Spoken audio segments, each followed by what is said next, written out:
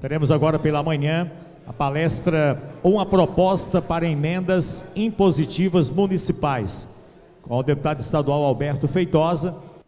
Deputado Alberto Feitosa, sinta-se à vontade para tratar desse tema com os congressistas. Bom,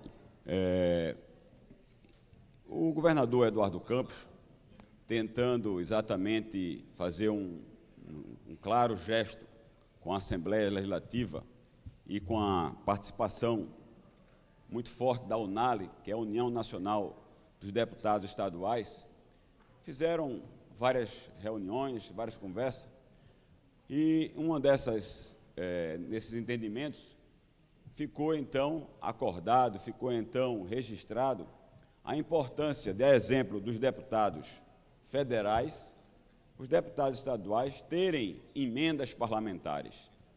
E Eduardo, com o seu jeito próprio, sua capacidade de percepção e com sua visão, ele já praticava, inclusive, isso nos 2 mandatos dele como governador, e ele que tinha, logicamente, a experiência de ser um político que foi deputado estadual, deputado federal, ele foi mais além, e foi exatamente na impositividade que ele, então, conquistou realmente a UNALE e apresentou naquele momento, a gente vai ver mais na frente, uma PEC, um projeto de emenda à Constituição do Estado de Pernambuco, tornando as emendas, exatamente, criando as emendas no Estado de Pernambuco e tornando-as impositivas, ou seja, sendo obrigado a que ela fosse realmente executada. O que depois, a gente vai ver, foi inclusive copiado pela presidente Dilma, e fazendo também que fossem positivas as emendas dos deputados federais. Então, a gente sabe, não dá para falar de emenda sem falar de orçamento, a gente sabe que a gente tem que viver, né, sobretudo somos nós que votamos e é em cima disso que vive a administração pública. A gente tem o orçamento, o plano plurianual, que é quando é um plano que se faz para os 4 anos, né? A gente tem a lei de diretrizes orçamentárias, que é para o ano seguinte, e a lei orçamentária anual. Isso é devidamente tipificado no artigo 165 e ao artigo 69 da Constituição Federal, no Estado de Pernambuco, do 122 ao 138, e na lei orgânica, nas leis orgânicas de cada município. Então, cada município tem sua lei orgânica, que é exatamente aí onde pode ser tratada essa questão das emendas municipais. O plano plurianual é um plano de médio prazo, porque a gente vai ver que ele vai exatamente os 4 anos, que estabelece diretrizes, objetivos e metas a serem seguidos pelo governo federal, estadual e municipal ao longo de um período de 4 anos. O PPA, nós votamos.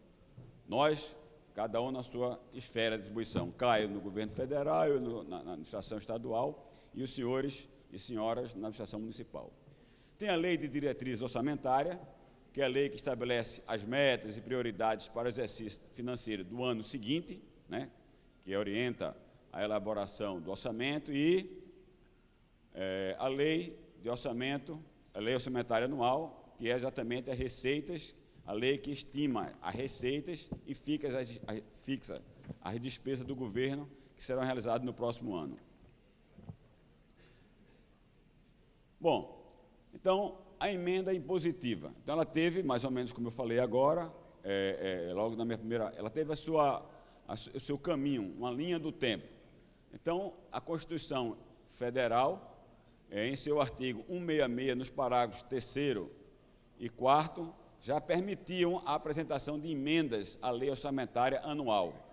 A gente viu, então, que é a LOA que estabelece como vai ser aplicado o orçamento no ano seguinte.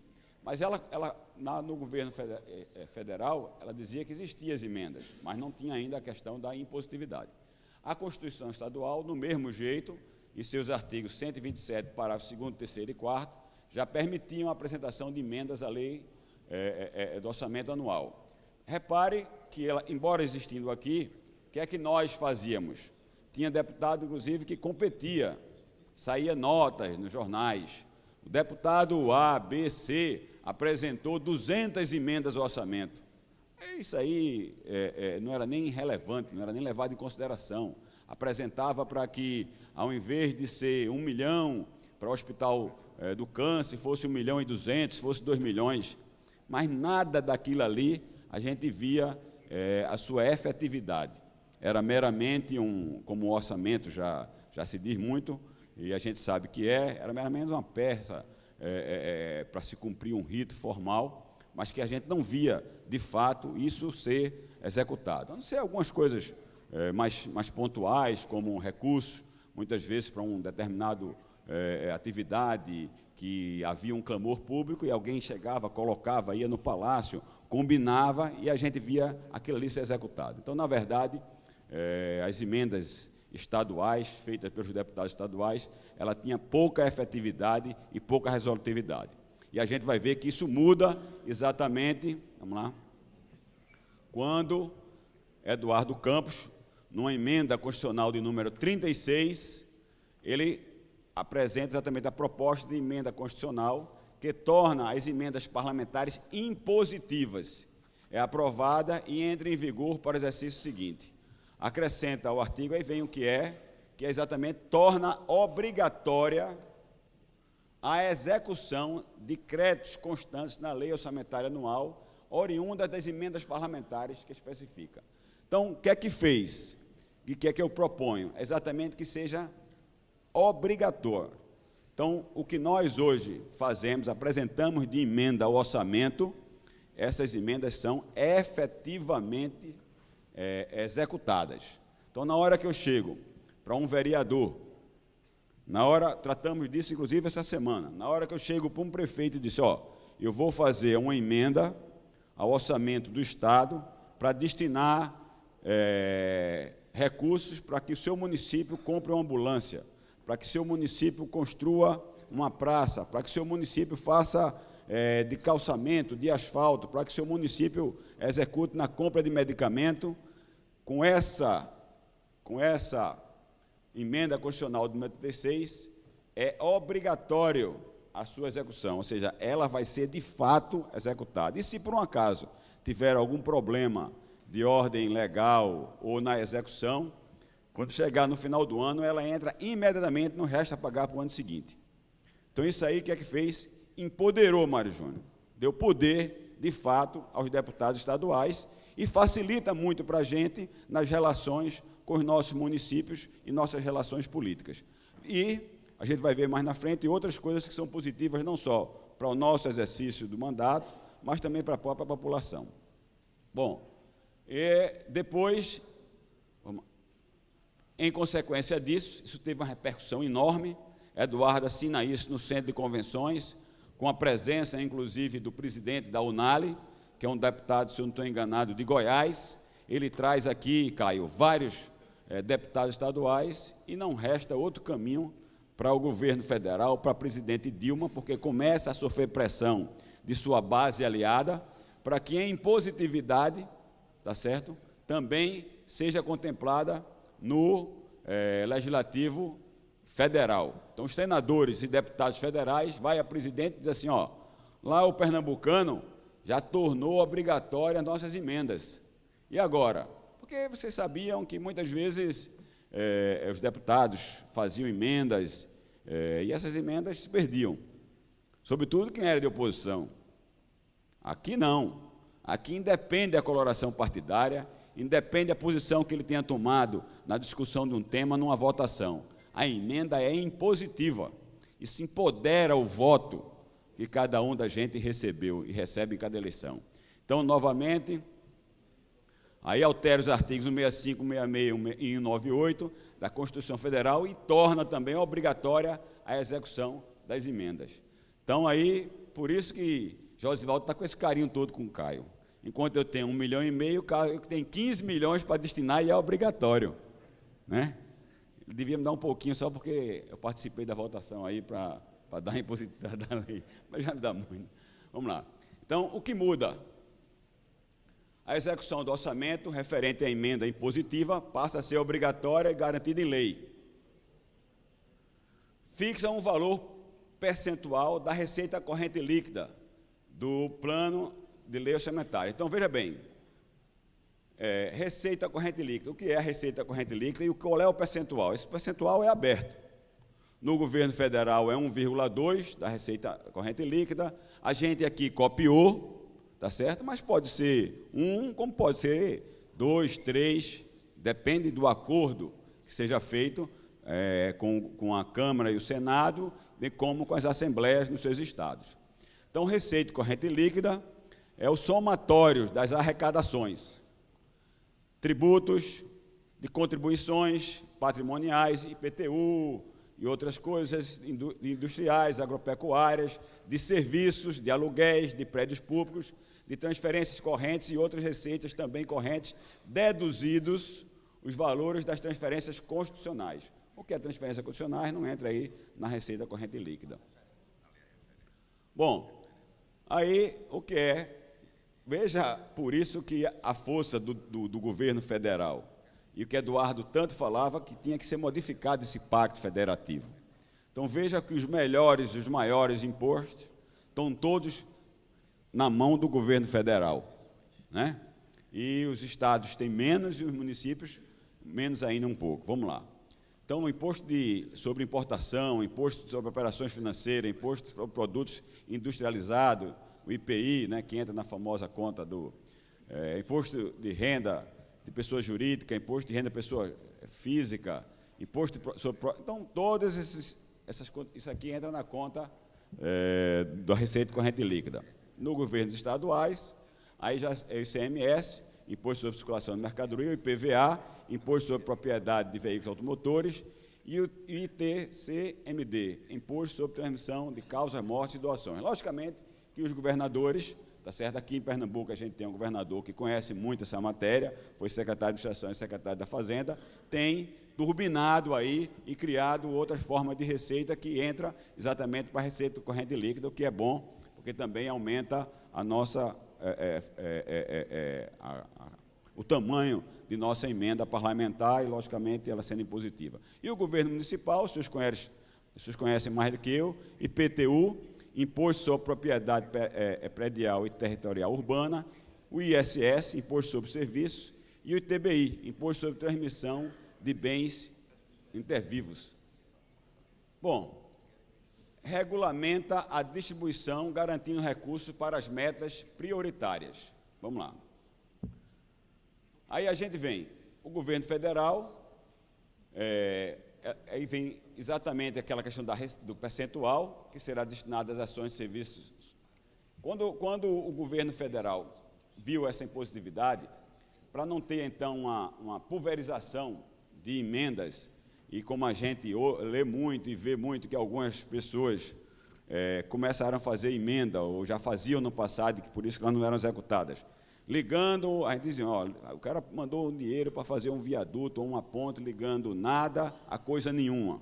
Então, o governo federal começou também a criar regras. Tá bom, vai ser impositiva?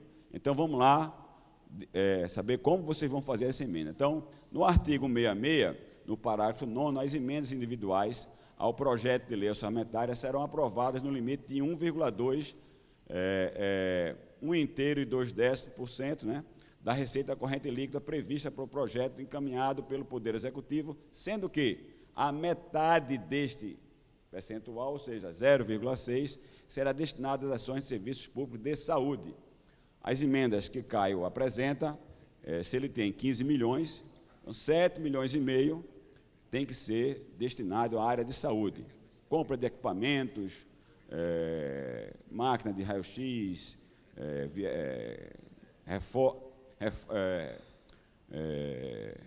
bisturi, bom, enfim, tem que ser destinado à compra de ações e serviços públicos na área de saúde, tá? Reforma de hospitais, tudo destinado à área de saúde. E a outra metade, então, ele faz da forma que ele bem convier.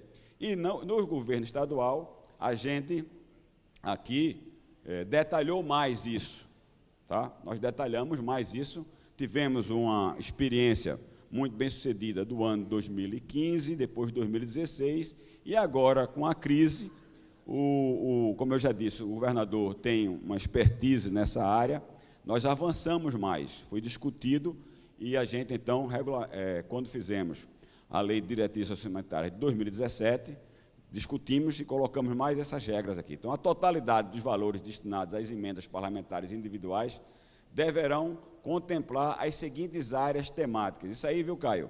Serve, inclusive, para ser levado em matéria, como a gente já avançou na impositividade, serviria até de propositura para matéria, até para as emendas federais. Então, a gente colocou, além da questão da saúde, nós avançamos na educação, na segurança pública. Hoje não tem uma pesquisa que você faça nos municípios que o tema de segurança pública não apareça de maneira muito contundente. Aqui mesmo, cadê o representante de Pojuca? Fizemos uma pesquisa recentemente e 71% da população ipojucana colocou como prioridade, tá certo, a segurança pública. 71%. Qual é a cidade? Timbaúba. Então, veja, a gente colocou exatamente para os deputados estaduais poderem colocar emendas, reforma da cadeia, instalação de uma companhia independente, de um pelotão, compra de viatura, isso aí também para a segurança pública. Investimento e equipamento para o Hospital do Servidor ou para o Hospital da Polícia Militar, planos de trabalho municipais apoiados pelo meio do Fundo Estadual de Apoio ao Desenvolvimento Municipal, o FEM. Tá? Então, o prefeito tem um FEM, que é o tamanho de um FPM, mas ele vê que aquilo ali ainda está faltando mais algum recurso. Uma obra vai ser no valor de 2 milhões, e ele vai ao deputado estadual dele, disse: deputado, coloque mais um pouquinho para poder fazer a conclusão dessa obra. E aí também você tem, a gente pode colocar para o FEM. E convênios já celebrados nos estados e municípios que estejam em andamento. Isso é para dar o quê? Dar velocidade à aplicação do recurso. Você vai destinar uma emenda para fazer uma estrada, para fazer uma passagem molhada, para fazer limpeza nos barreiros. Se já tem um convênio em execução naquele município, você vai só aportar o recurso e o recurso vai ser facilmente aplicado. Bom, aí a gente tem notícias, quer dizer, sim, e esse negócio aí, o deputado está lá falando, Feitosa está lá falando, mas isso é complicado. Isso acontece muito bem a nível do governo federal, que tem uma estrutura muito grande, acontece muito bem lá em Pernambuco, que Eduardo era inovador, criativo, o Paulo dessa área. Não, a gente tem municípios onde já estão sendo propostos na lei e onde já são efetivamente praticados as emendas municipais. Então, a gente tem aqui em Cuiabá, tá? Câmara Municipal de Cuiabá vai aderir à onda das emendas impositivas, tá? Curitiba, está ruim de ler, Curitiba já está em execução.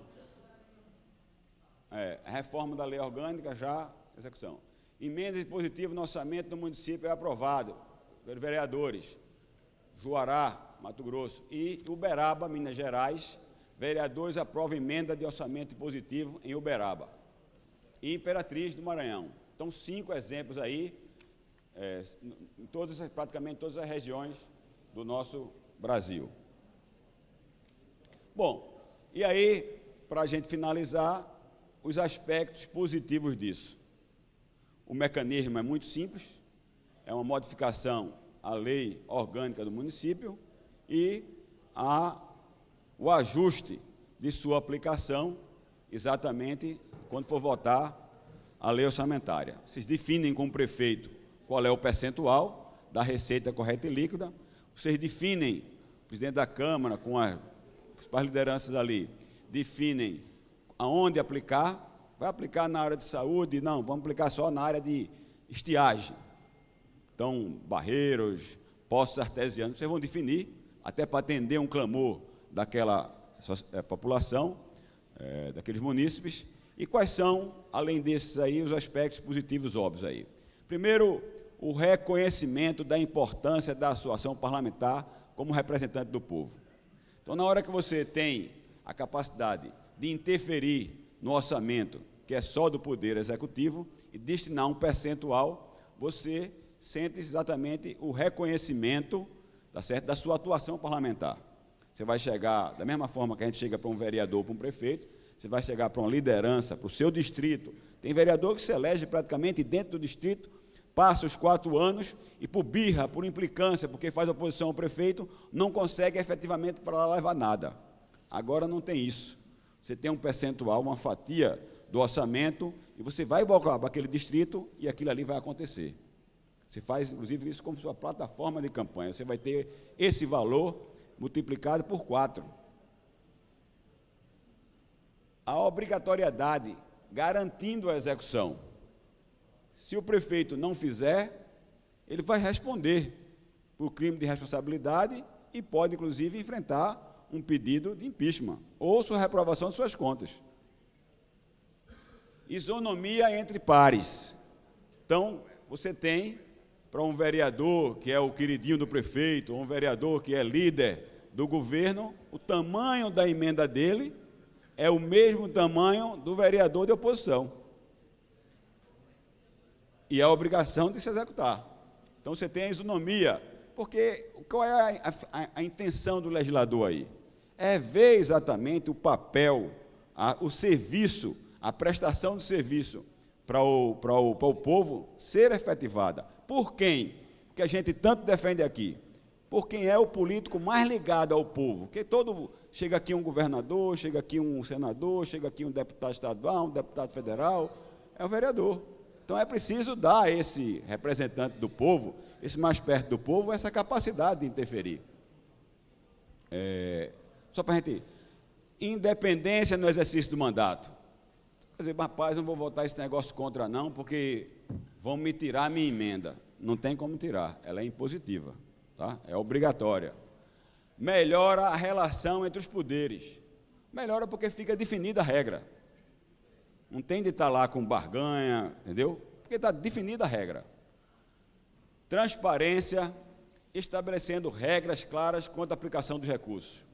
Então, você vai dizer, olha, dona fulana, líder comunitária lá do distrito, aqui vai ser feito 10 poços artesianos. Está lá transparente, o povo vai fiscalizar. Né? Auxilia o executivo na definição de meta, fiscalização e controle. Isso é muito importante, porque agora, com esse aperto que levou, e muitos prefeitos ficando aí submetidos à lei de responsabilidade, e aí ficando, inclusive, ficha suja, um dos critérios que a gente sabe que a crise diminuiu o tamanho do repasse do FPM, mas um dos critérios que o Tribunal de Contas adota, eu acho que até na palestra passada nós tentamos trazer aqui Pascoal, não foi, Mário Júnior? Para ele falar exatamente isso, é a efetiva ação do município no sentido de aumentar a sua receita. Não basta apenas ele dizer, olha, eu tenho uma folha para cumprir, mas o FPM baixou e estou ultrapassando o limite da folha, aí o Tribunal de Contas vai perguntar a ele, sim, e o que é que você fez para vencer isso aí? Você, pelo menos, emitiu um carnê de IPTU? Você foi cobrar as dívidas dos impostos de ISS do seu município? Aí o prefeito disse, não, porque a pressão popular, os vereadores não entendem. Na hora que há exatamente essa participação e vocês querem aumentar o bolo de sua emenda, o tamanho de sua emenda, vocês começam a auxiliar o executivo em definir as metas e a fiscalização e o controle dessa arrecadação, tá? Fortalece e empodera aqui está faltando o N, e o M, empodera o poder legislativo, é claro, né? E ainda atende a população nas suas principais necessidades. Então, era isso que eu tinha para falar. Então, obrigado aí.